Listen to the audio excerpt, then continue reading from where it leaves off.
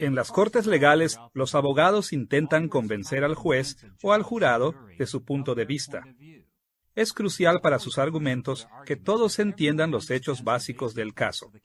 Frecuentemente, casi al final del juicio, los abogados reiteran los hechos, exponiéndolos de la manera más simple posible en una serie de proposiciones. Esto es un hecho. Ese es un hecho. Esto pasó. Eso pasó. Lo mismo es cierto en la teología sistemática. Los teólogos sistemáticos también deben establecer ciertos hechos teológicos. De esta manera, ellos presentan sus casos en simples proposiciones teológicas. Esta es la tercera lección dentro de nuestra serie, Construyendo una teología sistemática, y hemos titulado esta lección, Las proposiciones en la teología sistemática. Los teólogos sistemáticos tradicionales están comprometidos a explorar, explicar y defender la teología cristiana. Y como veremos en esta lección, una parte esencial de ese compromiso es la expresión de las creencias cristianas en proposiciones teológicas. Nuestra lección se dividirá en tres partes principales. Primero, daremos una orientación general hacia las proposiciones en la teología sistemática. ¿Qué son ellas? ¿Y cómo encajan dentro del proceso de la construcción de la teología sistemática? Segundo, exploraremos cómo se forman las proposiciones dentro de la teología sistemática.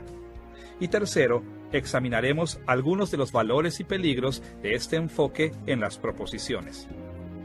Comencemos enfocando nuestra atención en algunas consideraciones preliminares, una orientación general hacia este aspecto de la construcción de la teología sistemática.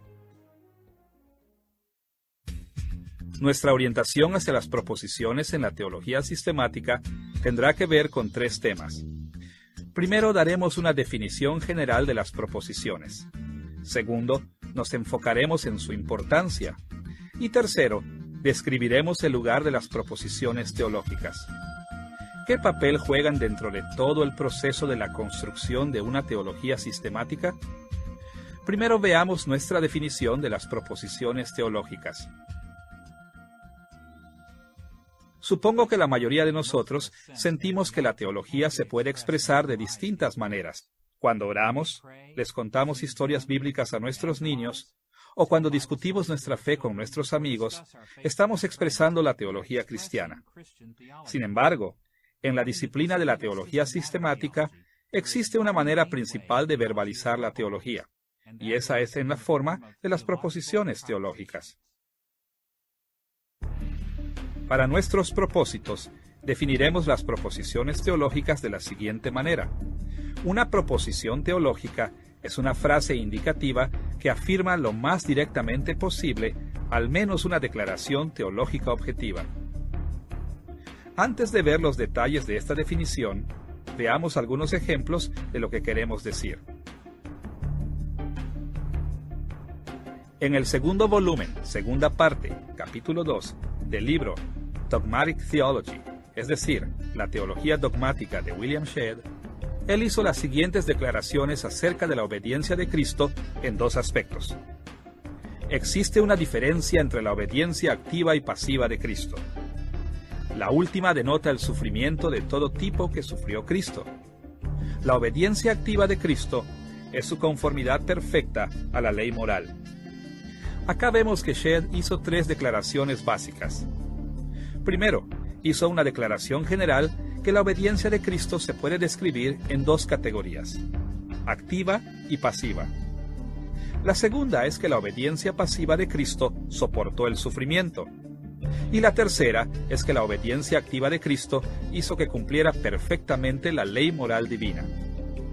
Ahora, al recordar nuestras lecciones previas, podemos ver que Shedd se enfocó en dos términos técnicos, la obediencia pasiva y la obediencia activa. Sin embargo, en esta lección nos interesa más la forma en que los teólogos sistemáticos como Shedd incorporan los términos técnicos dentro de las proposiciones teológicas. Para explorar este tema, veamos una vez más nuestra definición. Una proposición teológica es una frase indicativa que afirma lo más directamente posible al menos una declaración teológica objetiva. Esta definición se enfoca en 4 características de las proposiciones dentro de la teología sistemática. Primero, son frases indicativas. Segundo, son declaraciones objetivas. Tercero, estas declaraciones objetivas de hecho son primordialmente teológicas por naturaleza. Y cuarto, ellas hacen declaraciones teológicas objetivas directas, o como nosotros decimos, declaran asuntos lo más directamente posible. Veamos más a fondo cada uno de los aspectos de esta definición, comenzando con la idea de que las proposiciones teológicas son frases indicativas. Ahora, todos sabemos que existen distintos tipos de frases en el lenguaje humano cotidiano. Por ejemplo, la frase ¿dónde está mi llave? Es interrogativa, una pregunta. Abre la puerta es una frase imperativa porque ejerce una orden o invitación. Ninguna de estas frases califica como una proposición, pero la frase mi llave va a abrir la puerta es una frase indicativa que declara lo que va a hacer la llave. Debemos dejar en claro que cuando los teólogos sistemáticos presentan sus puntos de vista, usan todo tipo de expresiones, pero al mismo tiempo, el modo dominante de expresión en la teología sistemática es las declaraciones indicativas directas. Este modo de expresión es tan dominante que sería imposible escribir una teología sistemática tradicional de ninguna otra manera. Además de entender que las proposiciones se encuentran en la forma de frases indicativas, también es importante ver que están diseñadas para afirmar declaraciones objetivas. Las proposiciones identifican y describen hechos. In addition to understanding that propositions are in the form of indicative sentences, it's also important Ahora, to see that they're a través de los milenios, los filósofos, teólogos y lingüistas han notado que los distintos tipos de proposiciones forman distintos tipos de declaraciones objetivas. Estos asuntos son demasiado complejos para que los tratemos en forma completa, pero arriesgando la simplificación excesiva de los temas, destacaremos 2 aspectos de las proposiciones que debemos tener presentes mientras exploramos la teología sistemática. Siguiendo los contornos de las discusiones arraigadas en los escritos de Aristóteles sobre la lógica, destacaremos que las proposiciones se pueden distinguir primeramente por su cantidad y, en segundo lugar, por su calidad. Primero, las proposiciones pueden ser descritas en cuanto a la cantidad de su sujeto. El sujeto de una proposición universal incluye a cada miembro del conjunto sin excepción. Por ejemplo, la declaración que todos los mamíferos tienen pelo afirma que algo es cierto acerca de todos los mamíferos. De la misma manera, por lo general, los teólogos sistemáticos hacen una declaración universal en la teología. Es común que los teólogos cristianos digan que todos los seres humanos son la imagen de Dios, o que toda dádiva buena viene de Dios. Por otra parte, otras proposiciones son particulares, porque sus sujetos solo incluyen algunos miembros de un conjunto mayor. Por ejemplo, si digo que esta casa es mi casa, estoy haciendo una declaración objetiva que es particular, no universal. No estoy diciendo algo acerca de todas las casas, solo acerca de mi propia casa. Normalmente, los teólogos sistemáticos también hacen declaraciones objetivas particulares. Por ejemplo, puede que digan que algunos miembros de la Iglesia son no creyentes, o que Pablo fue un apóstol.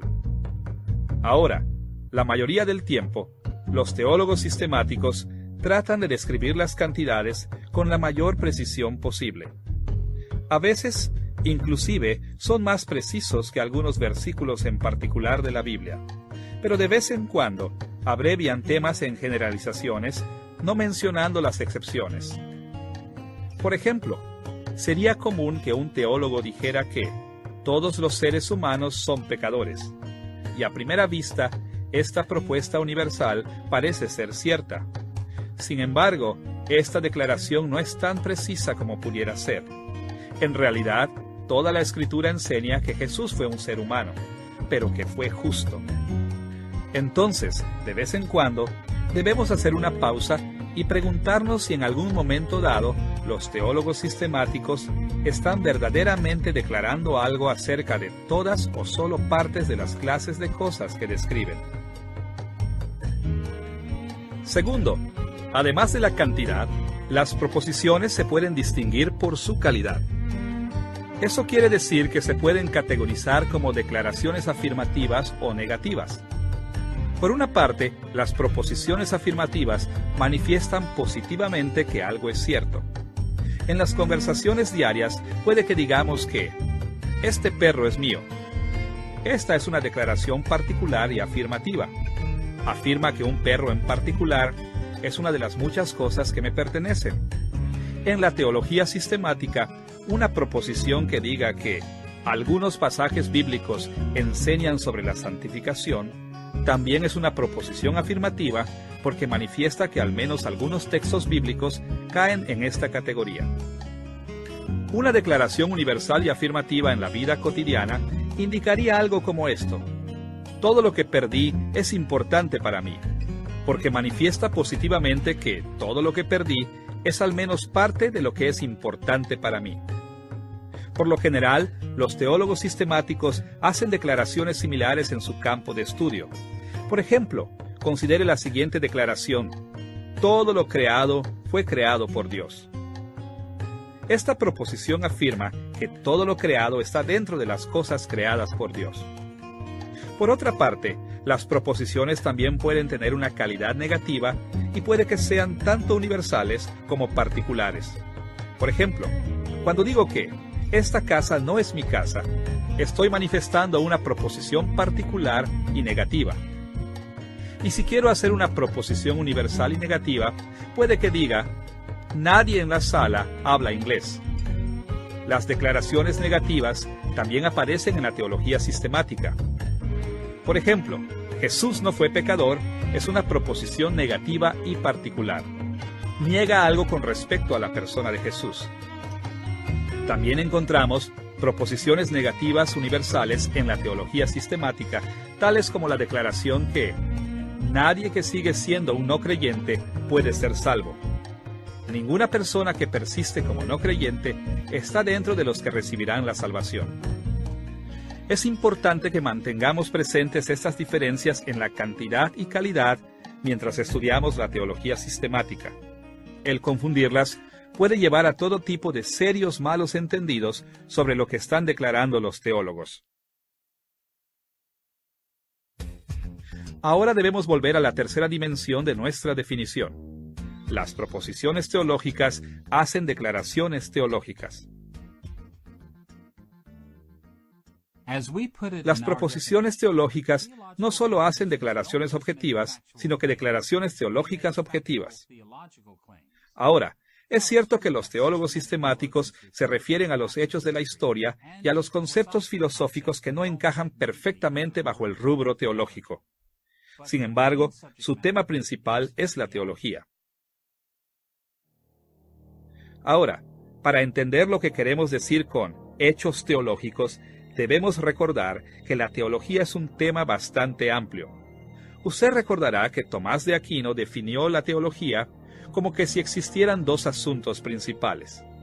En el libro número 1, capítulo 1, sección 7 de su Suma Teológica, Aquino llamó a la teología la doctrina sagrada y la definió como una ciencia unificada en la que todo lo que trata la doctrina sagrada lo hace teniendo como punto de mira a Dios, bien porque se trata de Dios mismo, bien porque se trata de algo referido a Él.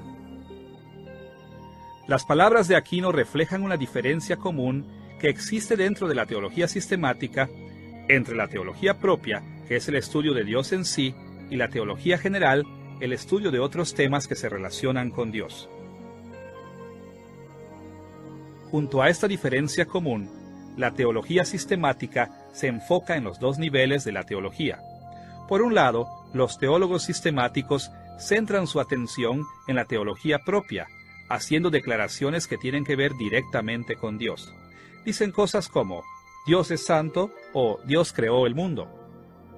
Por otra parte, en un sentido más amplio, los teólogos sistemáticos se encargan de la teología general, las declaraciones acerca de los aspectos de la creación a medida que se van relacionando con Dios. En cuanto a la salvación, normalmente dicen cosas como la salvación es por la gracia de Dios, o en cuanto a la condición de la humanidad, normalmente dicen cosas como toda la gente que vive hoy es pecadora. En este sentido, las proposiciones teológicas se refieren a más temas que a Dios mismo, pero siempre, al menos implícitamente, dentro del contexto de su relación con Dios. En cuarto lugar, es importante notar que los teólogos sistemáticos buscan expresar sus puntos de vista con una alta preocupación en ser directos o sinceros. Por cierto, todos nos damos cuenta que ninguna descripción de lo que sea, en especial de Dios, es absolutamente perfecta. Pero al mismo tiempo, los teólogos sistemáticos se esfuerzan por ser lo más directos posible cuando formulan propuestas teológicas. Sería bastante inusual que un teólogo sistemático simplemente dijera que el Señor es un pastor y que lo dejara así nada más. Esta declaración es certera en las Escrituras, pero los teólogos sistemáticos tienden a evitar las formas indirectas de poner las cosas como en metáforas y otras figuras de lenguaje. Entonces, en vez de decir que el Señor es un pastor, los teólogos sistemáticos tienden a restablecer el asunto más directamente, diciendo que Dios se preocupa de su pueblo con un cuidado providencial especial. Quieren expresarse lo más posible en proposiciones explícitas y directas. Para resumir, debemos tener presente que nos estamos enfocando en un tipo de expresión un tanto específica que domina la teología sistemática. Para nuestros fines, podemos pensar en las expresiones teológicas como frases indicativas que afirman lo más directamente posible al menos una declaración teológica objetiva. Con nuestra definición básica en mente, debemos pasar a un segundo aspecto de nuestra orientación general de este tema. ¿Cuál es la justificación al construir la teología con proposiciones? ¿Qué hace que este proceso sea legítimo? A través de la historia de la Iglesia, los cristianos normalmente han expresado su fe en la forma de declaraciones directas. Escuche, por ejemplo, el comienzo del credo de Nicea del siglo IV. Creo en un solo Dios Padre Todopoderoso, Creador del cielo y de la tierra, y de todo lo visible e invisible. El credo de Nicea enumera además otras proposiciones teológicas muy importantes. Los cristianos también han respaldado muchos otros credos similares a través de los siglos. Al mismo tiempo, a través de la historia, han existido los que han cuestionado la importancia del uso de las proposiciones teológicas. Para nuestros fines, mencionaremos dos objeciones principales que han surgido. Por un lado, los desafíos que surgen de la doctrina de la incomprensibilidad divina, y por otro lado, los desafíos del racionalismo científico moderno. Considere primero cómo la doctrina de la incomprensibilidad ha hecho que surjan preguntas. Todos conocemos las famosas palabras de Isaías capítulo 55, versículos 8 y 9, el fundamento de esta doctrina. Porque mis pensamientos no son vuestros pensamientos, ni vuestros caminos mis caminos, dijo Jehová. Como son más altos los cielos que la tierra, así son mis caminos más altos que vuestros caminos, y mis pensamientos más que vuestros pensamientos. Lamentablemente, en muchos círculos, este y otros pasajes similares se han usado para apoyar la idea de que Dios está tanto más allá de nuestras capacidades mentales que simplemente no lo podemos describir. Dentro de esta visión, decir que Dios es amor es tratar de hablar de algo que verdaderamente no se puede describir. Decir que Jesús es el único camino de salvación es limitar a Dios sin justificación. Ahora, este tipo de pensamiento ha tomado muchas formas a través de la historia. Por ejemplo, Muchos teólogos han argumentado que la única manera de decir cualquier cosa sobre Dios es seguir lo que se conoce en latín como la vía negativa, la manera de la negación. Dentro de esta visión, no podemos hacer declaraciones positivas acerca de Dios, solamente podemos negar cosas sobre Él, contrastándolo con la creación. Solamente podemos decir cosas como: Dios no se limita al espacio, Dios no está sujeto al tiempo, Dios no es físico. A través de la historia, una variedad de teólogos incrédulos y agnósticos han argumentado sencillamente que no somos capaces de describir positivamente a Dios ni a las cosas relacionadas con Él. En contraste con estas perspectivas, como seguidores de Cristo, debemos evaluar la importancia de las proposiciones teológicas mediante el testimonio de la Escritura. Los teólogos sistemáticos tradicionales siguen las Escrituras, hablando de la incomprensibilidad de Dios juntamente con el hecho de que Dios puede ser conocido cuando Él mismo se revela. Por un lado, no podemos conocer completamente a Dios, pero por otro lado, sí podemos conocerlo en parte, cuando Él mismo se revela a nosotros. Y este conocimiento parcial de Dios sigue siendo conocimiento verdadero. Un pasaje de la Escritura deja en claro esta diferencia. Deuteronomio capítulo 29, versículo 29. En este versículo, Moisés resumió el asunto para Israel de esta manera: Las cosas secretas pertenecen a Jehová nuestro Dios, mas las reveladas son para nosotros y para nuestros hijos por siempre, para que cumplamos todas las palabras de esta ley. Fíjese que existen dos categorías de cosas en esta perspectiva. Por un lado, Moisés habló de las cosas secretas. Estos son asuntos que Dios no le revela a la humanidad, el conocimiento de los cuales Él se reserva solamente para Él. Por cierto, siempre debemos recordar que el secreto, las cosas no reveladas, son infinitas en propósitos. Al mismo tiempo, fíjese que Moisés no dijo simplemente que Dios dejaba de revelarnos los secretos a nosotros. También dijo que algunas cosas sí eran reveladas. Eso quiere decir que Dios las ha revelado en su palabra. Y tal como lo dijo Moisés, estas cosas reveladas son para nosotros y para nuestros hijos por siempre. En otras palabras, Dios espera que creamos y que abracemos con todo nuestro ser lo que Él ha revelado. Por lo tanto, este hecho muestra que legítimamente se puede declarar lo que Él ha revelado. Además de los desafíos que surgen de la doctrina de la incomprensibilidad, la importancia de las proposiciones teológicas también ha sido cuestionada por el racionalismo científico moderno.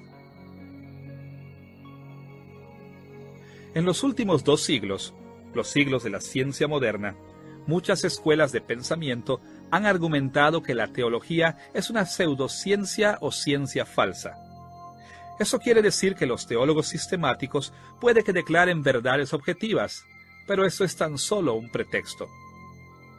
En las ciencias modernas, cuando deseamos saber la verdad de un asunto, formamos hipótesis y sujetamos estas hipótesis a la validez empírica. Solo después de esto, las aceptamos como verdaderas. Sin embargo, los científicos rápidamente han destacado que las proposiciones teológicas no pueden ser probadas de esta manera. Ahora bien, todos debemos admitir que, al menos en un sentido, eso es cierto. Si bien podemos poner líquido en una probeta y analizar sus cualidades, nadie puede poner a Dios en una probeta para ver si Dios es la Trinidad. Si bien podemos utilizar instrumentos para calcular el tamaño de algo, no existe ningún instrumento que pueda medir a Dios para ver que es infinito. Por esta razón, mucha gente moderna ha dicho que los teólogos son como los artistas y los poetas, quienes proyectan sus sentimientos, intuiciones religiosas y emociones. Ellos insisten que nos estamos engañando a nosotros mismos y a otros cuando actuamos como si estuviéramos describiendo hechos objetivos. Pero existe un sentido en el que podemos verificar las proposiciones teológicas de manera empírica. Todo tiene que ver con lo que consideramos evidencia empírica a favor o en contra de nuestros puntos de vista. Como seguidores de Cristo, estamos comprometidos a seguir las normas de verificación de la teología que Él siguió. ¿Y cómo validó Jesús sus propias declaraciones teológicas? ¿Cómo probó Él las proposiciones teológicas de otros? Ciertamente que Jesús se atuvo a la revelación general, la revelación de Dios en todo. Jesús también se atuvo a la iluminación del Espíritu Santo, tal cual debemos hacerlo nosotros hoy en día. Sin embargo, Jesús enseñó que las Escrituras son infalibles y son la fuente de evidencia más clara y con más autoridad para probar los puntos de vista teológicos. Cuando Jesús quería probar las declaraciones teológicas, normalmente se refería a las Escrituras como su norma empírica. Por ejemplo, en Mateo capítulo 15, versículo 7, cuando Jesús desafió la hipocresía de los fariseos, lo hizo refiriéndose a la Escritura. Ahí leemos las siguientes palabras: Hipócritas, bien profetizó de vosotros Isaías. Si bien Jesús no puso a Dios mismo en una probeta, sí puso a prueba las ideas teológicas. Midió las proposiciones teológicas, evaluándolas cuidadosamente mediante la norma empírica de las Escrituras. Como seguidores de Cristo, no debemos aceptar la responsabilidad que la teología propone ideas acerca de Dios sin ninguna validación empírica. Desde el punto de vista cristiano, las declaraciones de la teología sistemática son más que la expresión de sentimientos religiosos. Ellas son comprobadas y desmentidas por la prueba empírica de las Escrituras. Ahora que hemos visto lo que son las proposiciones teológicas y cómo son maneras legítimas de expresar los hechos teológicos, debemos pasar a una tercera consideración: el lugar que tienen en la construcción de la teología sistemática.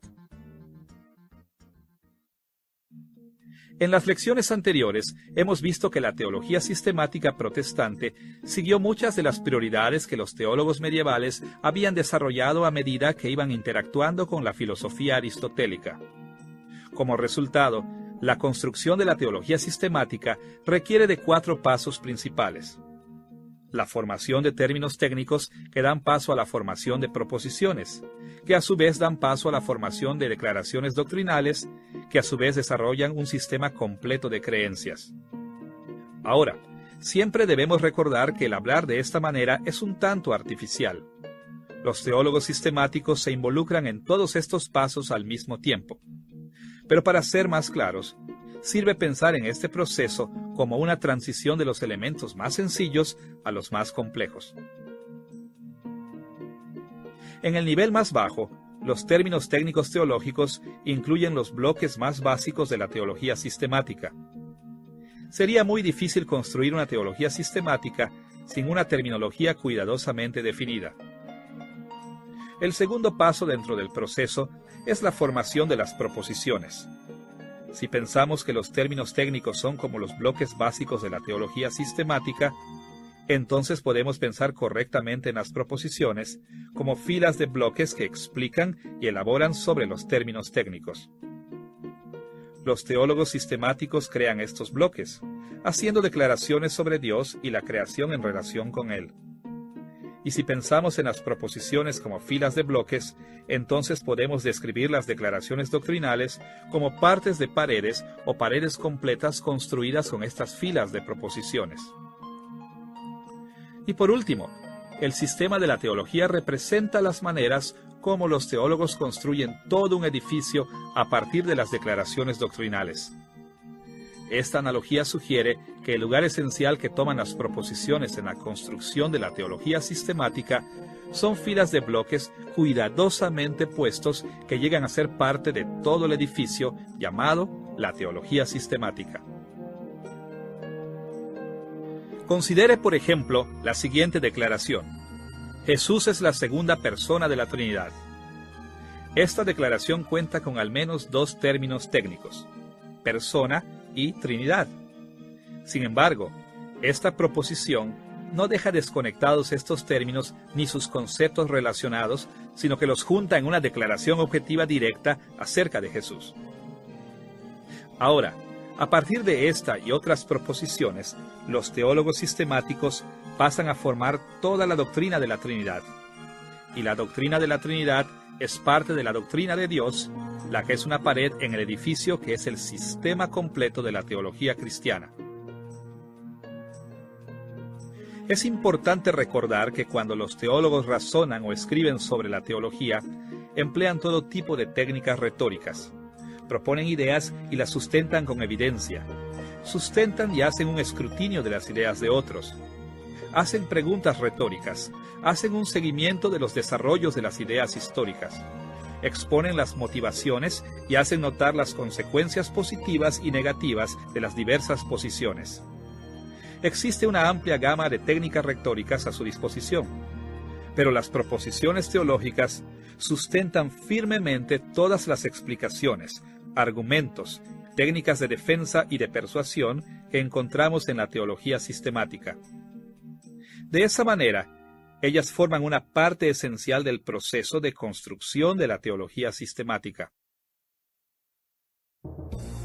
Ahora que contamos con una orientación general de las proposiciones en la teología sistemática, debemos pasar a nuestro segundo tema principal: la formación de las proposiciones teológicas. ¿Cómo formulan los teólogos sistemáticos las proposiciones con las que construyen su teología?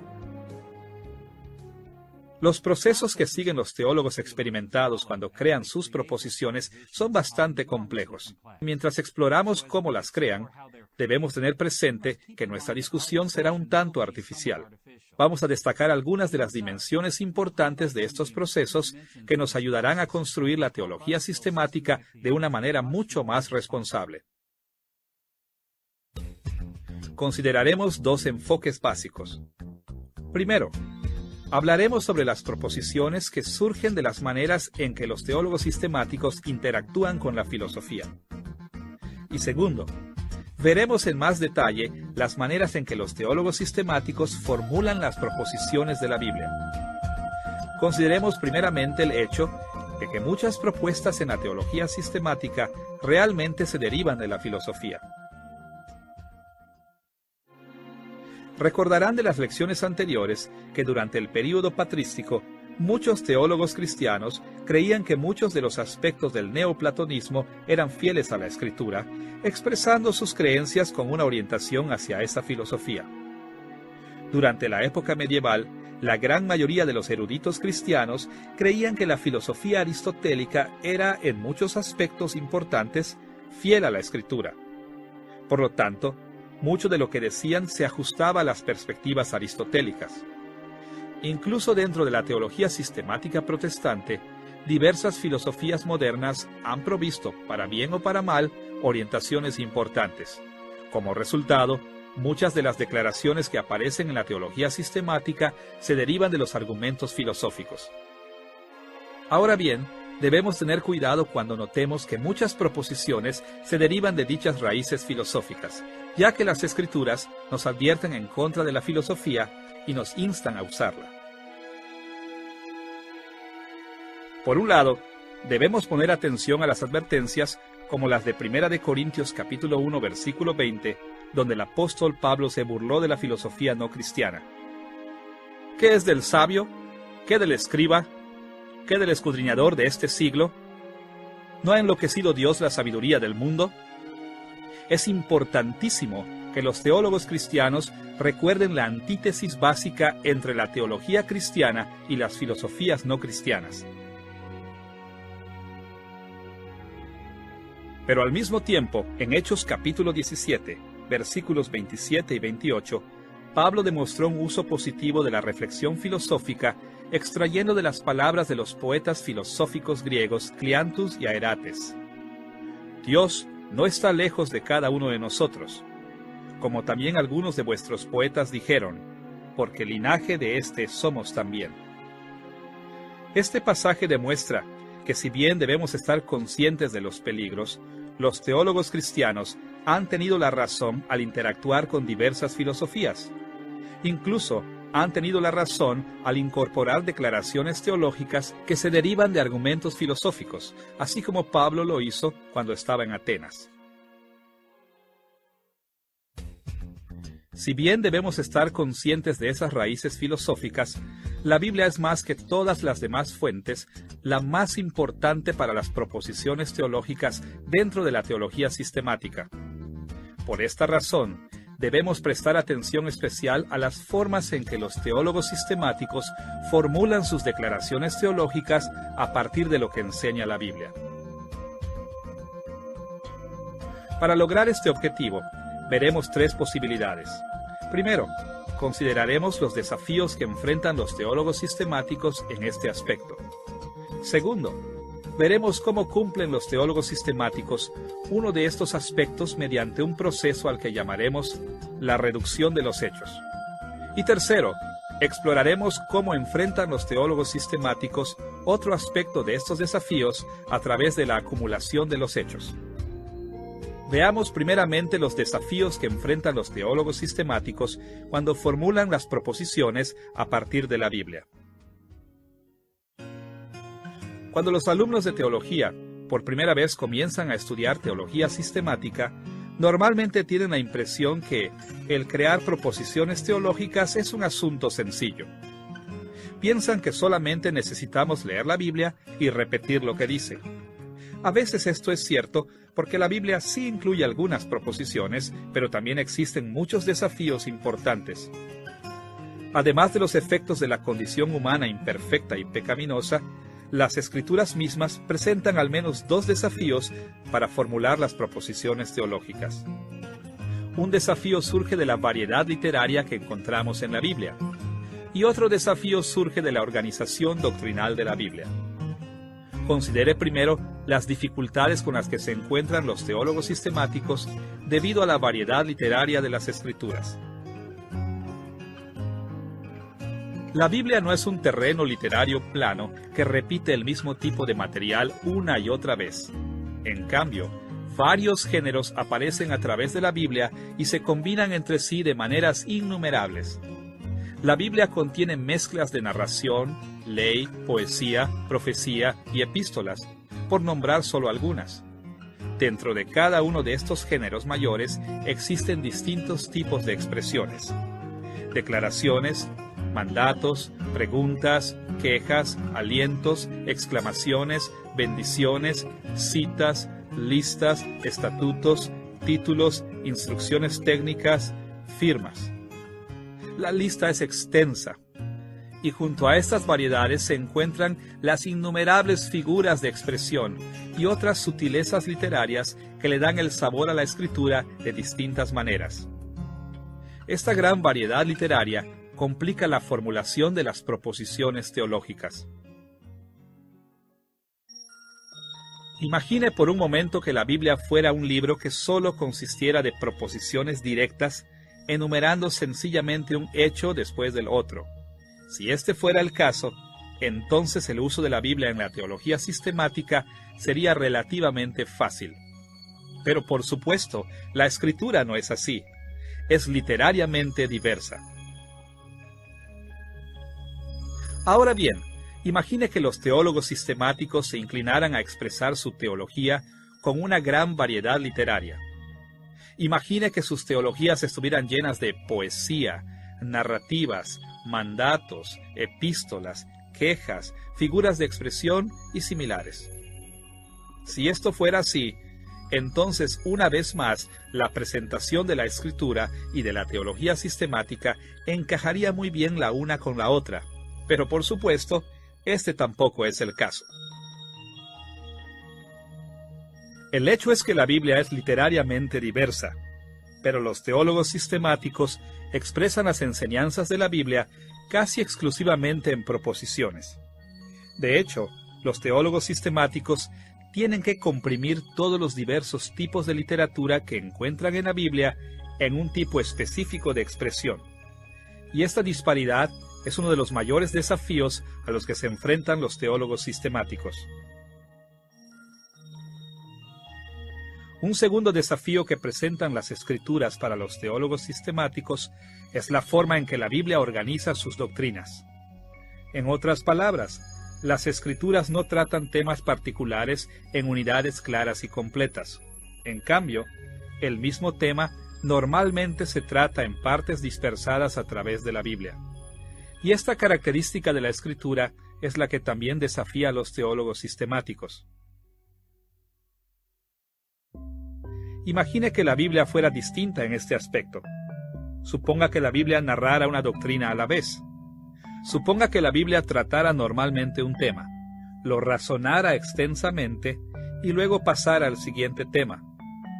Si así fuera el caso, entonces quizás los teólogos sistemáticos podrían leer cada porción de la Biblia y formular de manera sencilla las declaraciones teológicas basadas en cada parte de la Biblia. Pero por supuesto, así no es como presenta la Biblia sus temas teológicos. O imagine que los teólogos sistemáticos fueran menos ordenados y que tocaran un pequeño aspecto de una primera doctrina.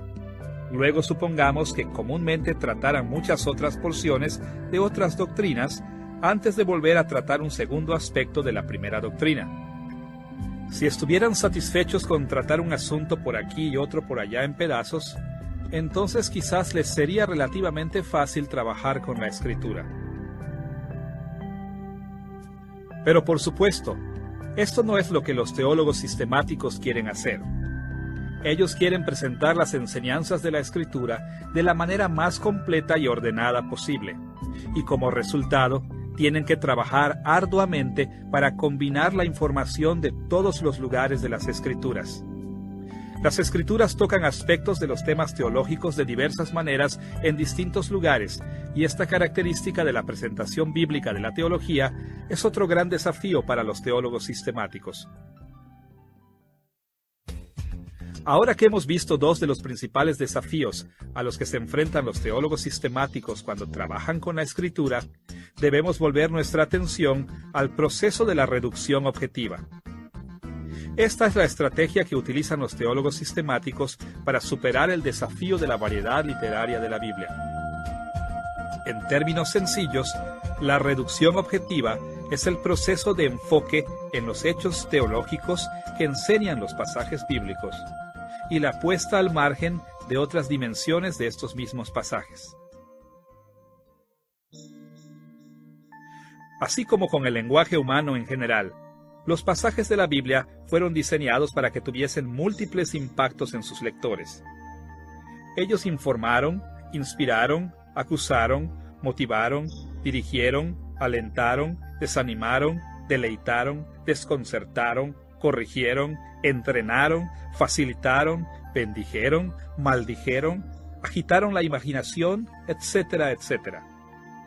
Ahora, no todos los pasajes de la Biblia fueron diseñados para hacer todo esto, y ciertamente no todos lo hacen con la misma fuerza.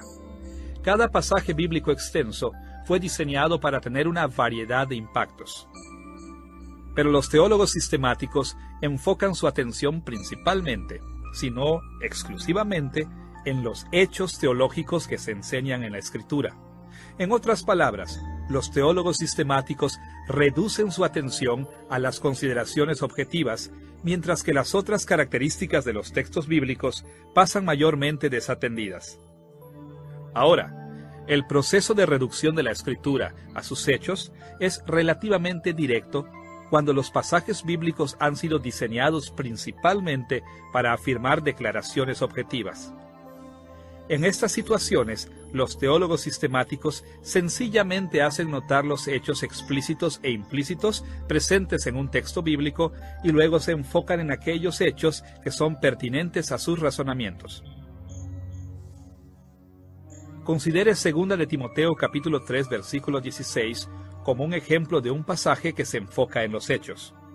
Ahí Pablo dice que toda la Escritura es inspirada por Dios y útil para enseñar, redarguir, corregir y para instruir en justicia. Ahora, en el contexto general, podemos darnos cuenta que este versículo fue diseñado para que fuera mucho más que un simple catálogo de hechos acerca de la Biblia. Pablo conectó este versículo con el contexto anterior para motivar a Timoteo a que prestara atención cuidadosa a las Escrituras. Por lo menos, este versículo fue diseñado para alentar y motivar a que Timoteo renovara sus compromisos con las Escrituras.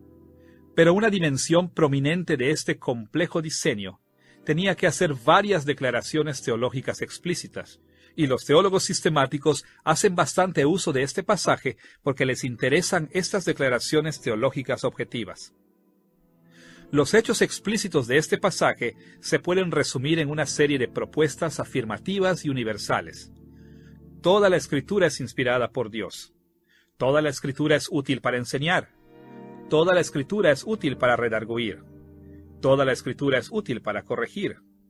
Toda la Escritura es útil para instruir. Estas propuestas reflejan las consideraciones objetivas que comunica explícitamente este versículo. Además de estas declaraciones explícitas, este versículo conlleva de manera lógica un número de declaraciones implícitas que también son de interés para los teólogos sistemáticos. Por ejemplo, es justo decir que Dios deseaba comunicar su voluntad.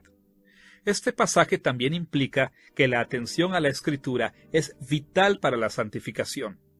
Y aunque Pablo habló específicamente de las Escrituras del Antiguo Testamento, dio a entender que las Escrituras del Nuevo Testamento también son inspiradas y útiles de estas maneras.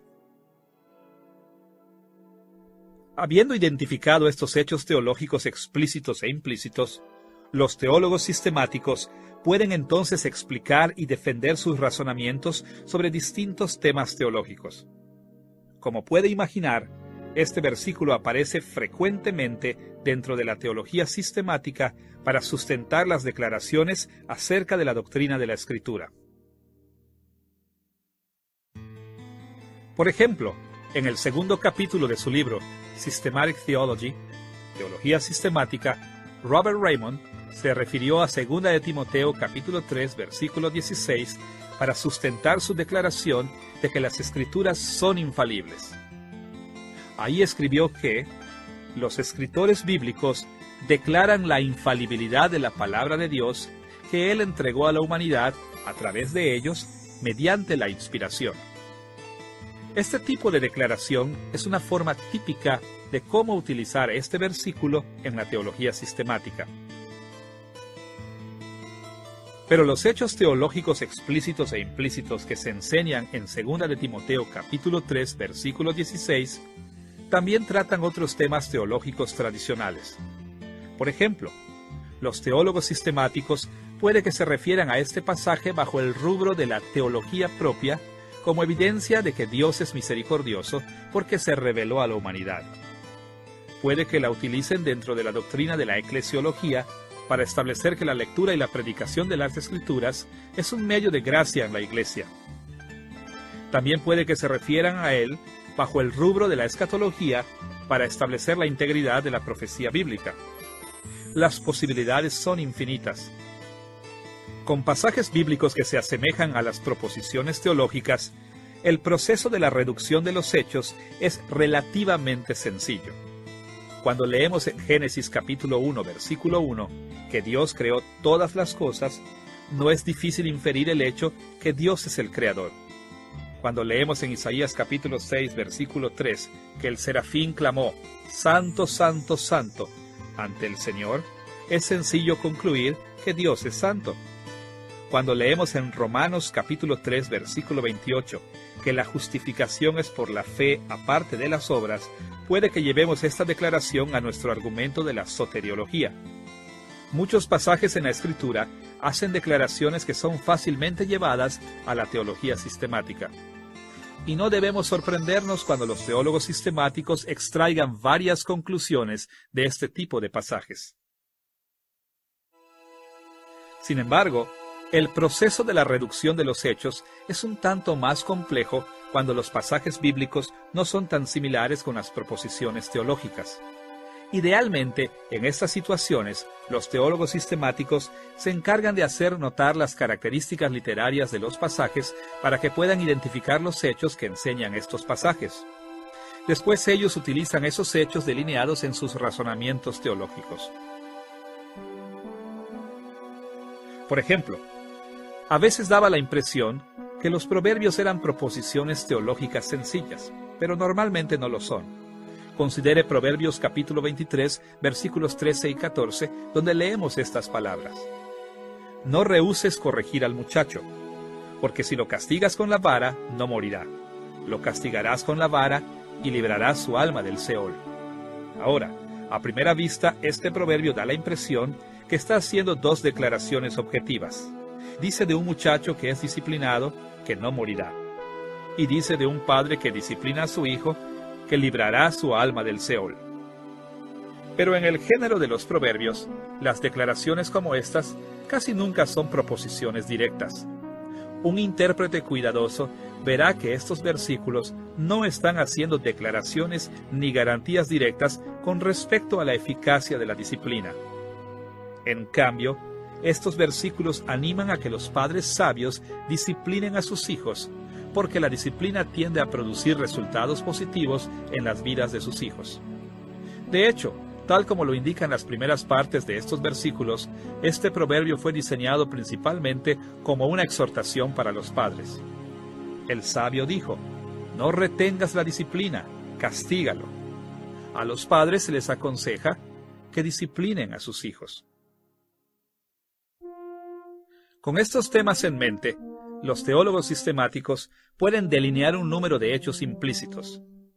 Por ejemplo, bajo la doctrina de la antropología, los teólogos sistemáticos podrían utilizar este pasaje como evidencia de que los niños son pecadores. Bajo el rubro de la santificación, lo podrían utilizar para establecer que la disciplina de los padres está diseñada para el crecimiento en la santidad. Es bien interesante que al menos un teólogo sistemático ciertamente haya utilizado este pasaje para sustentar un punto de vista en la escatología. En el tercer capítulo de la parte 6, en su teología sistemática, Louis Berkhof usó Proverbios capítulo 23, versículo 14, para sacar a la luz un aspecto de la doctrina de la resurrección de los muertos. Él dijo esto: ciertamente no faltan evidencias que ya había una creencia en la resurrección antes del exilio. Se da a entender en los pasajes que hablan de una liberación del Seol. Acá, Berkhof concluyó que las palabras salvar su alma de la muerte en Proverbios capítulo 23, versículo 14, implicaban que los fieles israelitas del Antiguo Testamento creían en la resurrección general de los muertos. Mediante una importante reducción de los hechos, Berkhof sustentó un aspecto de la escatología con un pasaje principalmente diseñado para animar a que los padres disciplinaran a sus hijos. Ahora, a veces el enfocarse en los hechos puede que se reduzca incluso más. Por ejemplo, usted recordará que los teólogos tienden a declarar cosas lo más directamente posible.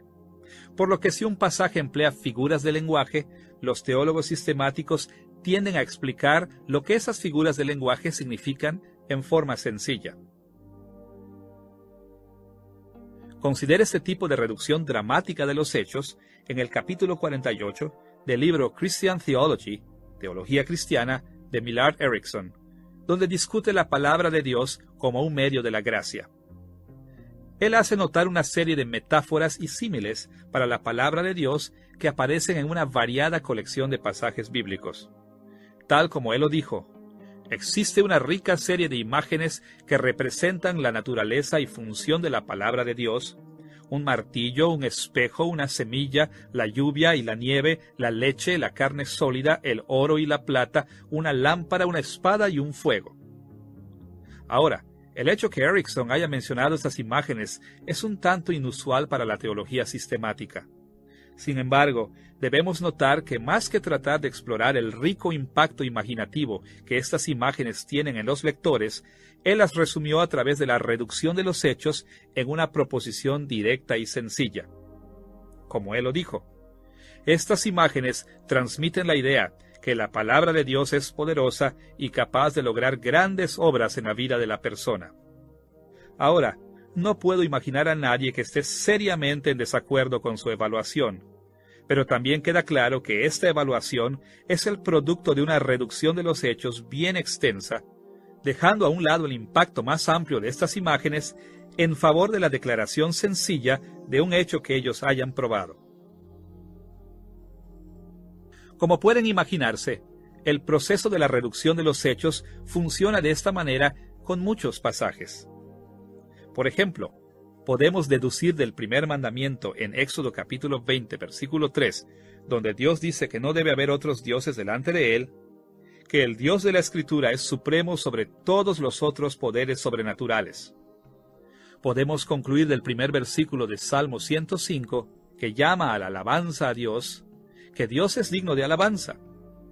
Si bien los pasajes bíblicos fueron diseñados para impactar a sus lectores de diversas formas, los teólogos sistemáticos casi siempre se enfocan en el contenido objetivo y explican estos hechos en proposiciones teológicas directas. Los teólogos sistemáticos superan el desafío de la variedad de la literatura bíblica mediante el proceso de la reducción de los hechos. Sin embargo, tratan el desafío de la organización doctrinal bíblica mediante el proceso que llamaremos la recopilación de los hechos. Ya que las enseñanzas de la Escritura sobre temas en particular están dispersas a través de toda la Biblia, los teólogos sistemáticos tienen que comparar o recopilar pasajes de todas partes de la Biblia a medida que van formulando sus propuestas.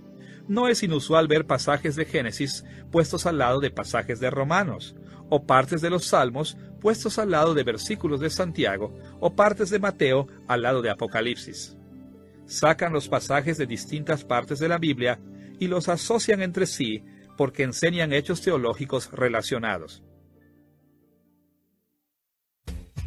Este proceso de comparar hechos de distintas partes de la Escritura sigue muchos modelos distintos, pero para mayor claridad, hablaremos de dos maneras principales de cómo se hace esto.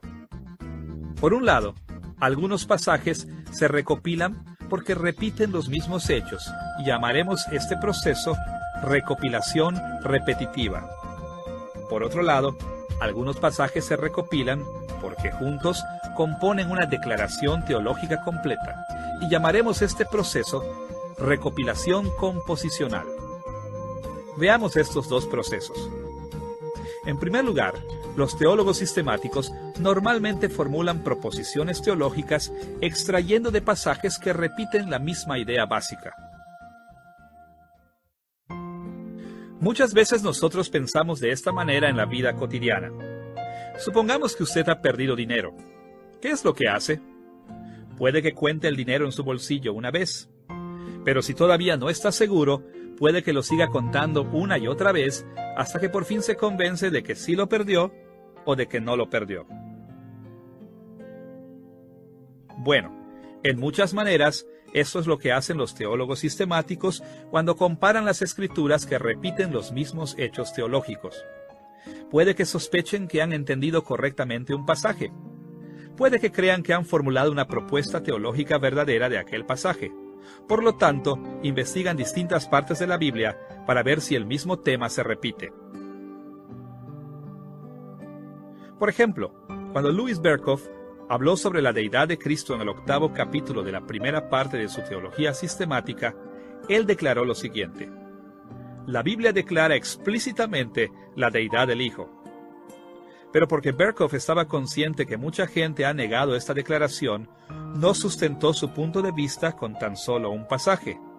En cambio, destacó que este hecho teológico se declara explícitamente en Juan capítulo 1, versículo 1, en Juan capítulo 20, versículo 28, en Romanos capítulo 9, versículo 5, Filipenses capítulo 2, versículo 6, Tito capítulo 2, versículo 13, y Primera de Juan capítulo 5, versículo 20. En este caso, Berkhof comparó versículos de distintos libros del Nuevo Testamento porque repetían la misma enseñanza. La mayoría de nosotros hemos oído el principio que dice que siempre debemos buscar apoyo de una variedad de pasajes para corroborar doctrinas importantes, que es fácil malinterpretar una sola referencia bíblica. Una forma de confirmar que hemos entendido correctamente la declaración de un pasaje es mostrando que la misma declaración se repite en otras partes de la Biblia. En otras lecciones, hemos hablado de la certeza teológica, usando un modelo que denominamos el cono de la certeza. Hemos hecho notar que a los teólogos cristianos responsables no les interesa solamente determinar lo que hay que creer, sino que también les importa coordinar la importancia de sus convicciones con la fortaleza de la evidencia de esas convicciones. En muchos aspectos, es por eso que comparamos los versículos que repiten el mismo hecho teológico. Cuando no podemos encontrar sustento bíblico repetitivo para una proposición, por lo general, debemos bajar nuestra confianza en esa propuesta. Pero el ver que se repite un hecho una y otra vez en las Escrituras es una manera común y corriente de poder ganar más confianza. Tan importante como puede ser la recopilación repetitiva, los teólogos sistemáticos también comparan pasajes bíblicos para formar el sustento compuesto de una propuesta teológica. En otras palabras, los teólogos sistemáticos encuentran diversas declaraciones objetivas a través de la Biblia y las recopilan para formar aseveraciones teológicas mayores y multifacéticas. Expliquemos el proceso de la recopilación composicional con un ejemplo de la vida cotidiana. Imagine que estoy a punto de salir y escucho que está tronando y sospecho que está lloviendo. ¿Cómo confirmo esta sospecha? Bueno, una manera es poner atención a otras cosas que la confirman. Cuando se acerca corriendo un amigo empapado de agua, estoy más convencido que está lloviendo. Si mi amigo me pasa su paraguas mojado, entonces me convenzo aún más de que está lloviendo. Y luego, si él dice que está cayendo una lluvia torrencial, voy a estar tan completamente convencido que ni siquiera voy a querer salir sin mi paraguas. Estas observaciones no son repetitivas. Yo oigo los truenos, veo a mi amigo empapado, toco su paraguas y recibo un informe explícito. Cada una de estas evidencias contribuye con algo distinto y en conjunto componen una evidencia que me convence de que mi sospecha era cierta. De igual manera, los teólogos sistemáticos siguen un modelo similar en la recopilación composicional. Se dan cuenta de que se enseña algo en un pasaje. Luego se dan cuenta de que hay otro asunto relacionado en otro pasaje. Después se encuentran otros pasajes que enseñan otras ideas relevantes. Entonces, juntan toda esa información para formular una proposición teológica compuesta de todos estos hechos teológicos. Para ver cómo funciona este proceso, volvamos al argumento de Berkhof acerca de la deidad de Cristo en el capítulo 8 de la primera parte de su teología sistemática. Ya hemos visto que él hizo notar la repetición de las declaraciones explícitas de que Cristo es divino cuando dijo que la Biblia declaraba explícitamente la deidad del Hijo. Pero su proposición teológica de que Cristo es completamente divino también se sustenta con la recopilación composicional de declaraciones relacionadas pero distintas que descubrió en muchas partes de la Escritura. Continuó diciendo que la Biblia también les asigna nombres divinos a él. Le asigna atributos divinos. Habla de él haciendo obras divinas y le atribuye honor divino.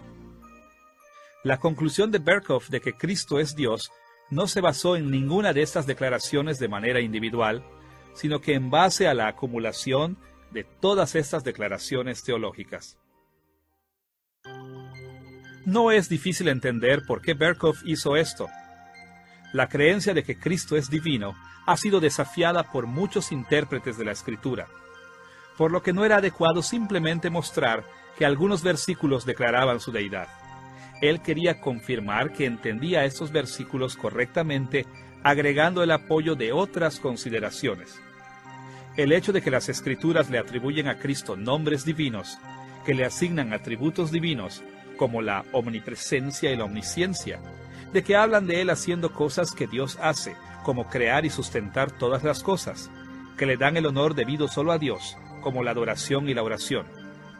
Estas declaraciones objetivas bíblicas se juntan para componer la evidencia apremiante que Berkhof tenía una verdadera proposición teológica, es decir, la proposición de que Cristo es divino.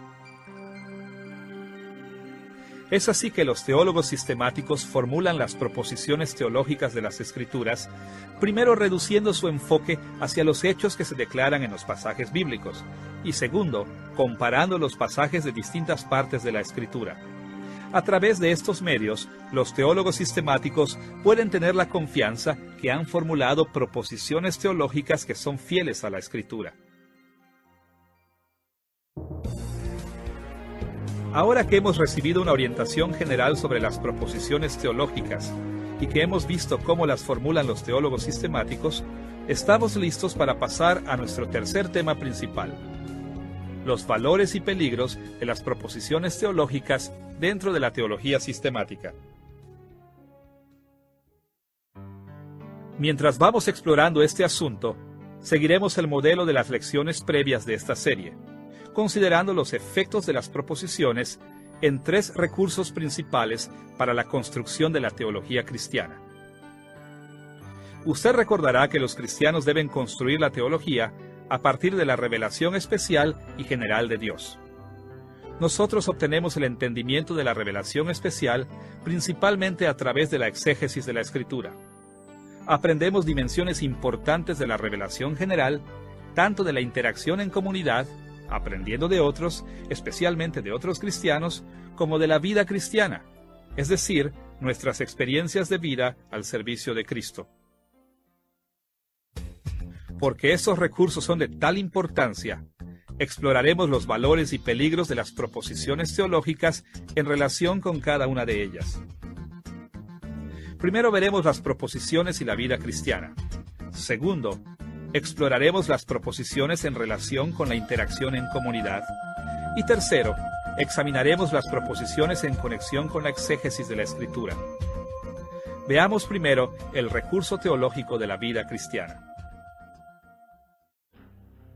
La vida cristiana se resume en el proceso de la santificación personal, y como hemos visto en otras lecciones, la santificación personal se lleva a cabo a nivel conceptual, conductual y emocional, o como lo decimos, en los niveles de la ortodoxia, la ortopraxis y la ortopatía.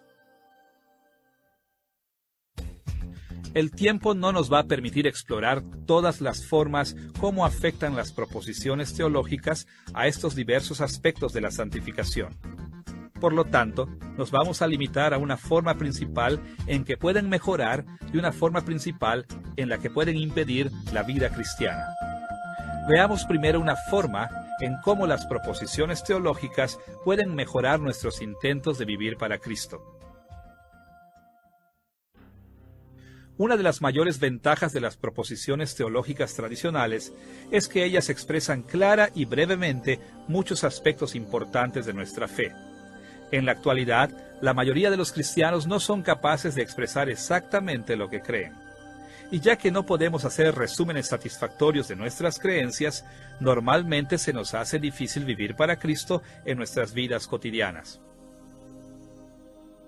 Recuerdo que una vez hablé con una joven que no se sentía cómoda con el hecho de que su iglesia toleraba ciertos estilos de vida inmorales entre sus miembros, pero ella no quería irse.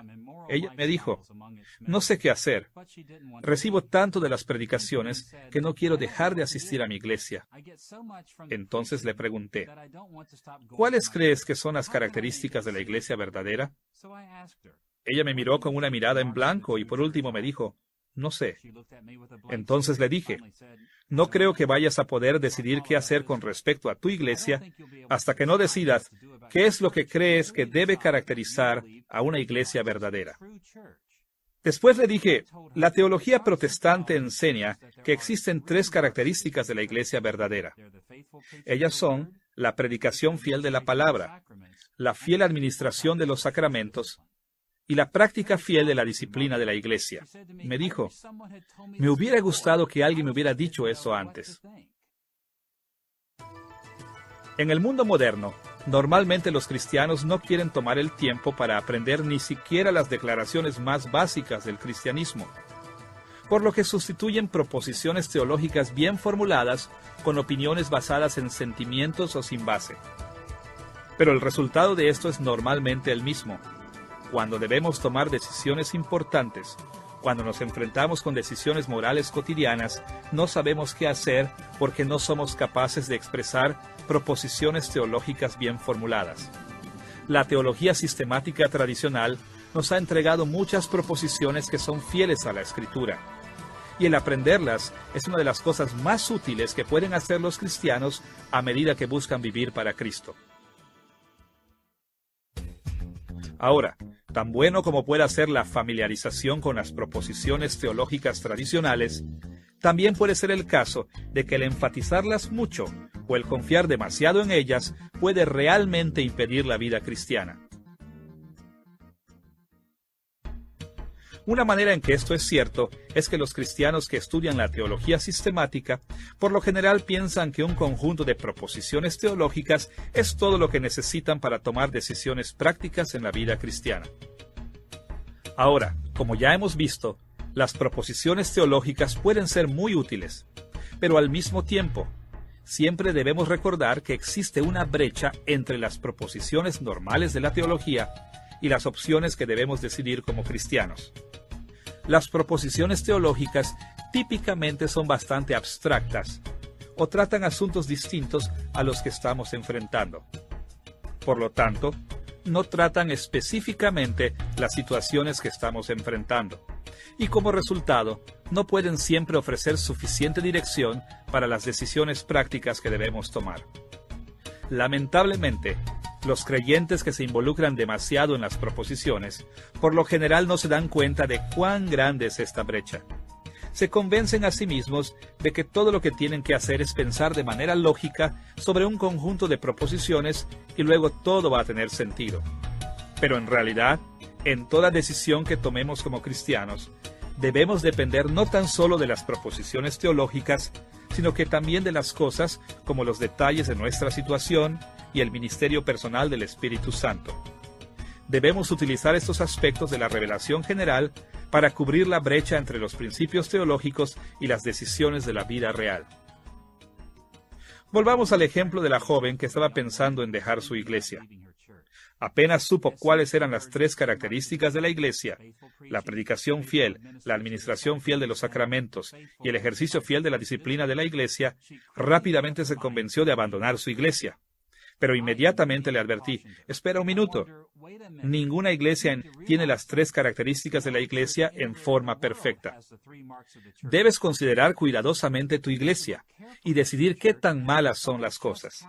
Y más que esto, debes pasar tiempo en oración, buscando la dirección del Espíritu Santo para que puedas tomar una decisión firme. Solo entonces podrás irte con una conciencia limpia. En otras palabras, le estaba diciendo a esa joven de que a pesar de que las proposiciones teológicas son tan importantes, el depender solamente en las proposiciones teológicas realmente podía impedir su vida cristiana. Antes de actuar, ella debía considerar la revelación en general. Debía entender bien su situación y someterse al ministerio personal del Espíritu. Además de entender cómo las proposiciones teológicas pueden traer ventajas y desventajas a la vida cristiana, también debemos estar conscientes de cómo influyen en nuestra interacción en comunidad. La interacción en comunidad nos ayuda a enfocarnos en la importancia que tiene el cuerpo de Cristo en nuestras vidas. En estas lecciones hemos hablado de 3 dimensiones importantes de la interacción dentro de la comunidad cristiana, es decir, la herencia cristiana, el testimonio de la obra del Espíritu Santo en la iglesia del pasado, la comunidad cristiana actual, el testimonio del Espíritu Santo en los cristianos de la actualidad, y el juicio privado, el testimonio del Espíritu Santo que obra en nuestras conclusiones y convicciones personales. Estas dimensiones de comunidad interactúan entre sí de muchas maneras. Brevemente mencionaremos algunos pensamientos sobre cómo las proposiciones teológicas pueden mejorar o impedir estos elementos de la interacción en comunidad. Veamos primero una manera importante en cómo las proposiciones teológicas pueden mejorar la interacción en comunidad.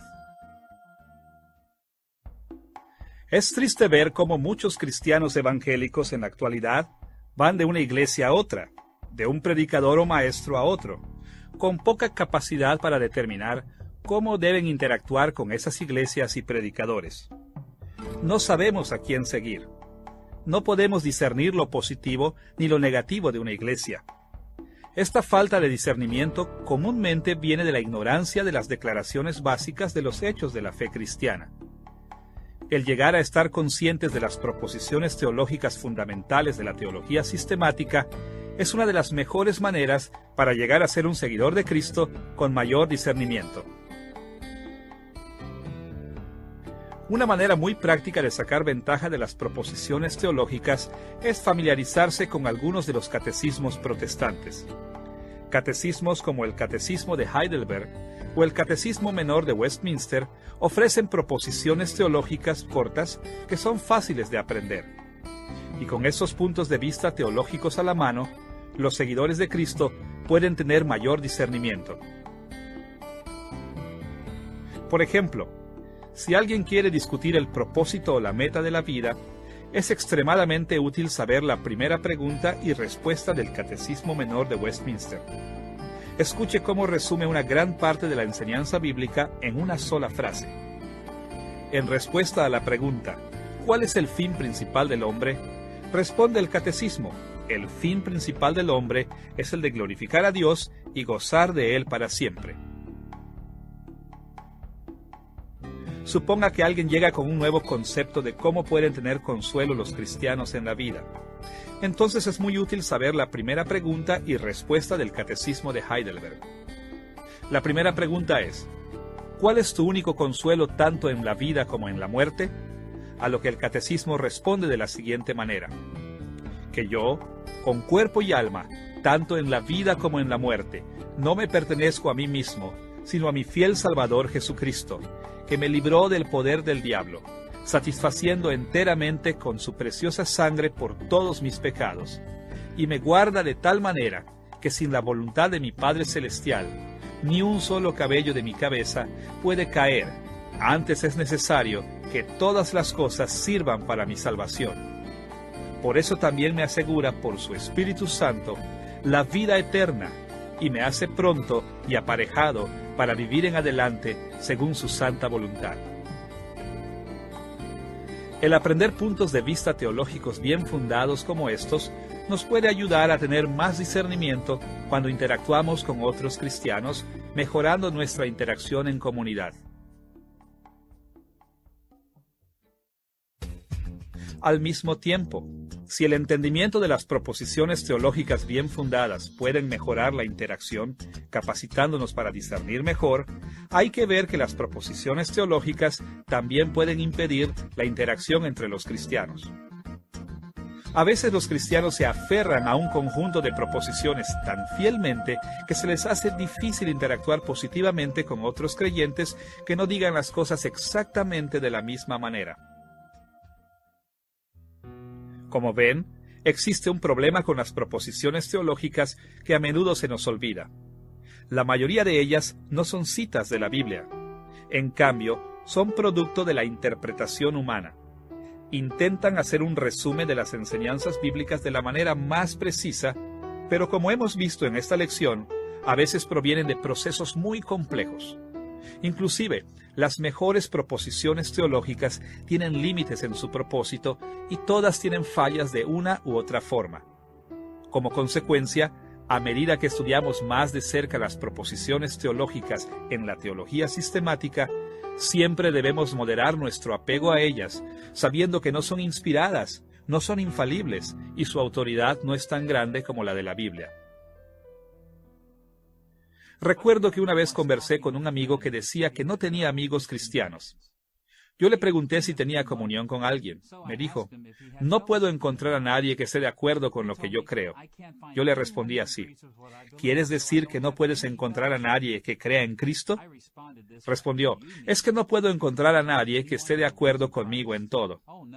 Me desalentó este amigo.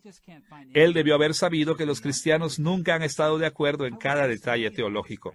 Tristemente, este amigo mío tenía muy malas prioridades. Le había dado tanto énfasis a las proposiciones teológicas que esto impedía por completo el que pudiera tener comunión con otros. A través de los siglos, la causa de Cristo ha sufrido un daño tremendo cuando los cristianos han permitido que sus compromisos teológicos impidan sus interacciones con otros cristianos. Cuando insistimos que los otros formen parte de nuestras creencias, en esta o aquella sutil dimensión de carácter teológico, vamos mucho más allá de lo que instruye la Escritura. En este aspecto, considere las palabras del apóstol Pablo en 1 Corintios capítulo 8, versículos 4 al 12. Ahí leemos las siguientes palabras acerca de nuestros compromisos teológicos. Sabemos que un ídolo es nada, pero no en todos hay este conocimiento, porque algunos, habituados hasta aquí a los ídolos, su conciencia siendo débil. Porque si alguno te ve a ti que tienes conocimiento, sentado a la mesa, en un lugar de ídolos, ¿no será estimulada a comer de lo sacrificado a los ídolos? De esta manera, pues, pecando contra los hermanos e hiriendo su débil conciencia, contra Cristo pecáis. Pablo exhortó a los cristianos que tenían amplio conocimiento a que amaran a aquellos que no tenían tan amplio conocimiento y que los sirvieran. Inclusive, exhortó a aquellos que tenían un amplio conocimiento a que restringieran su actuar basados en su conocimiento para evitar que otros tropezaran. En lugar de instar a la división y al elitismo, Pablo insistía en que aquellos que poseían buena teología encontraran buenas maneras de tener comunión con aquellos cuya teología era débil en los temas de menor importancia. En resumen, les enseñó que la comunión era más importante que la precisión en las proposiciones teológicas de menor importancia. Es hora de que todos nosotros aprendamos a trabajar junto a otros cristianos que no están de acuerdo con nosotros en cada detalle. Habiendo visto algunas de las formas en cómo se relacionan las proposiciones teológicas con la vida cristiana y la interacción en comunidad, debemos pasar a la tercera fuente teológica principal, la exégesis de la Escritura. ¿Cómo afectan las proposiciones de la teología sistemática nuestra interpretación de la Biblia? La exégesis es vital en la construcción de la teología cristiana, ya que es nuestro acceso más directo a la revelación especial de Dios en la Escritura. Hemos sugerido en otra lección que sirve pensar en tres maneras principales en cómo el Espíritu Santo ha guiado a la Iglesia para interpretar las Escrituras. Hemos titulado estas categorías el análisis literario, el análisis histórico y el análisis temático. El análisis literario ve a las Escrituras como una pintura, como representaciones artísticas diseñadas por autores humanos para que influyan en sus audiencias originales mediante sus características literarias únicas. El análisis histórico ve las Escrituras como una ventana a la historia, una forma de ver y de aprender de los eventos históricos antiguos que registra la Biblia. Y el análisis temático trata las Escrituras como un espejo, una manera de reflexionar en las preguntas y temas que nos interesan.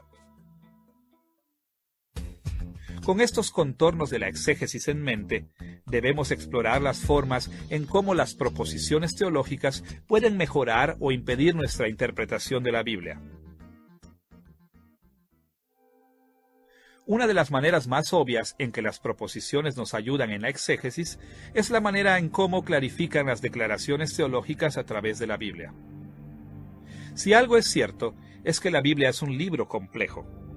Sus diversos géneros literarios, las referencias históricas y las enseñanzas teológicas son tan extensas que muchos cristianos no son capaces de ver mucha coherencia en la Biblia. Y como resultado, muchos de nosotros quedamos satisfechos con la búsqueda y el estudio de tan solo pequeñas porciones de la Escritura para aprender algunos principios de por aquí y de por allá de este o ese pasaje. Tan pronto como empezamos a expandir nuestro conocimiento de la Biblia, nos encontramos perdidos en la confusión. A esta confusión llega la ayuda de siglos de interpretación fiel mediante las proposiciones teológicas de la teología sistemática. Por siglos, los cristianos bien informados han investigado las Escrituras para descubrir las declaraciones teológicas que aparecen ahí. Y el conocer esos resúmenes de la enseñanza de la Escritura puede darnos guías útiles mientras nos abrimos camino a través del variado terreno de la Biblia. Les recomiendo a mis alumnos que una manera útil de entrar en la enseñanza de cualquier pasaje bíblico es buscar las maneras en que el pasaje toca los temas teológicos importantes que aparecen dentro de la teología sistemática. No toda porción de la Biblia tendrá algo que decir con respecto a cada proposición teológica, sino que la lectura de un pasaje, teniendo en mente las proposiciones teológicas básicas, normalmente servirá para entregar una orientación de un pasaje bíblico. Por ejemplo, puede que preguntemos, ¿acaso Génesis capítulo 1 enseña acerca de Dios como lo enfatizan los teólogos sistemáticos? Bueno, entre otras cosas, enseña que Dios es el creador del universo.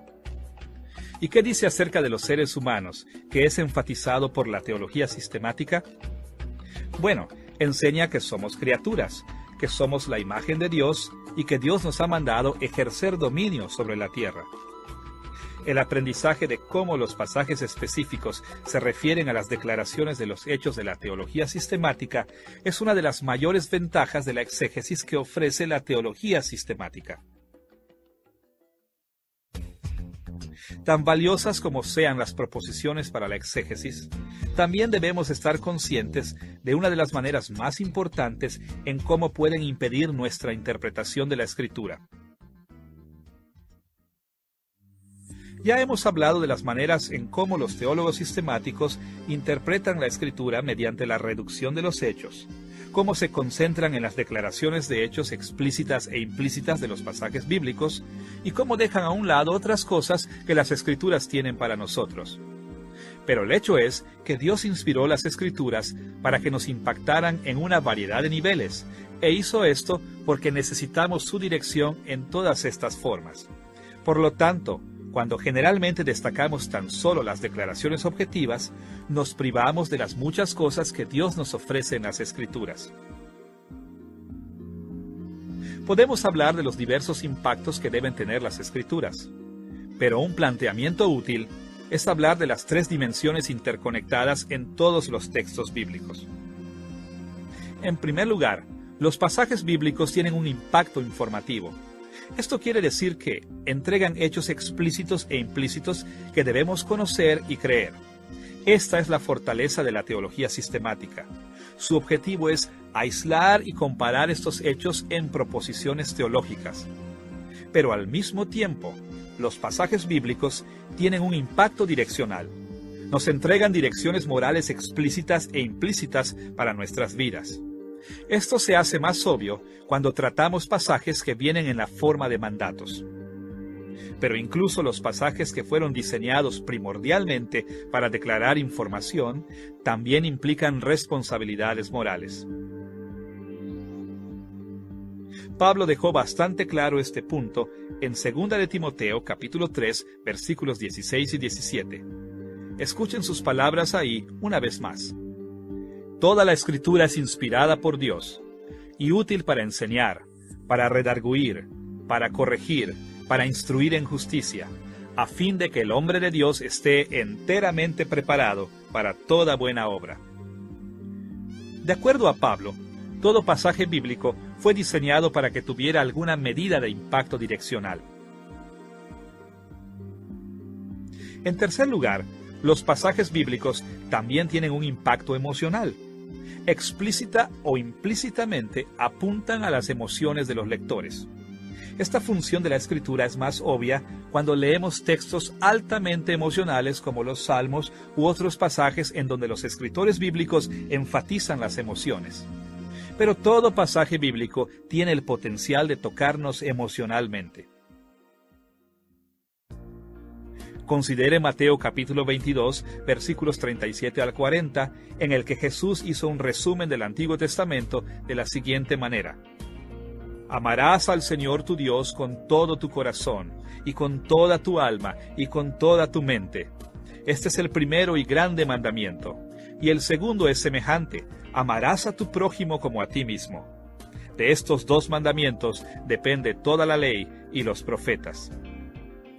En las Escrituras, el amor es un concepto muy emocional y de acuerdo a Jesús es fundamental para nuestra fe. Los escritores bíblicos nos hacen un llamado a que experimentemos todo tipo de emociones santas. Esperan que nos motivemos para odiar el pecado y sus consecuencias. Esperan que lloremos y nos regocijemos y que experimentemos toda la gama de las emociones humanas apropiadas en respuesta a lo que vemos en las páginas de la Escritura. Este diseño variado de las Escrituras es la razón por la cual no debemos restringirnos a buscar proposiciones teológicas en la Biblia. Es importante tener en orden nuestros hechos, pero también es importante que tengamos en orden nuestra moral y nuestras emociones. Las riquezas de la Escritura esperan ser descubiertas mediante una exégesis cuidadosa. Sin embargo, la interpretación cuidadosa de la Biblia debe ser lo suficientemente amplia para descubrir todo lo que nos ofrecen las Escrituras. Es así que las proposiciones dentro de la teología sistemática nos ofrecen muchos valores y muchos peligros. Pueden mejorar la vida cristiana, la interacción en comunidad y la exégesis de la Escritura de muchas maneras. Pero también pueden impedir nuestro acceso a estos tres principales recursos teológicos. En esta lección, hemos explorado las proposiciones y la teología sistemática, y hemos llegado a un entendimiento básico de lo que son y por qué son importantes. También hemos visto cómo se formulan las proposiciones dentro de la teología sistemática, y hemos explorado algunos de los valores y peligros que presentan.